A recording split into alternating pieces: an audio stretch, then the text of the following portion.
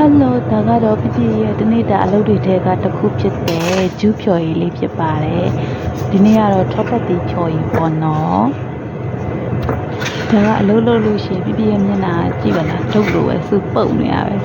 မပြုံးတက်ဘူးအလုပ်လုပ်လို့ရှိရင်အလုပ်တွေစိတ်ရောက်နေတော့လေပြုံးရမအောင်မေ့တောင်နေတာအလုံးအားကြအလုပ်တွေကလူတွေကပြောတယ်တဲ့နင်ကဘာလို့မပြုံးလာလဲပေါ့နော်နင်ကစိတ်ဆိုးနေရလားဒေါသထွက်နေတာခါရအမေးခံရတယ်စိတ်ဆိုတာလည်းမဟုတ်ဒေါသထွက်တာလည်းမဟုတ်ကိုကအလုပ်လုပ်လို့ရှိရင်အလုပ်တွေမှာစိတ်နေလို့ရှိရင်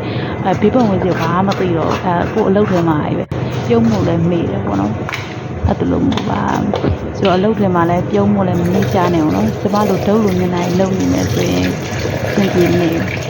ဆိုတော့mix လေးထည့်ပါမယ်mix ထည့်လို့ရှိရင်ပေါ့ honey ထည့်လို့ရှိရင် honey လည်းထည့်လို့ရတယ် sugar ကြိုက် sugar လည်းထည့်လို့ရတယ်ပေါ့နော်ဆိုတော့နောက်လို့ရှိရင် blender လေးနဲ့ကြိတ်လိုက်ပါမယ်ရှင်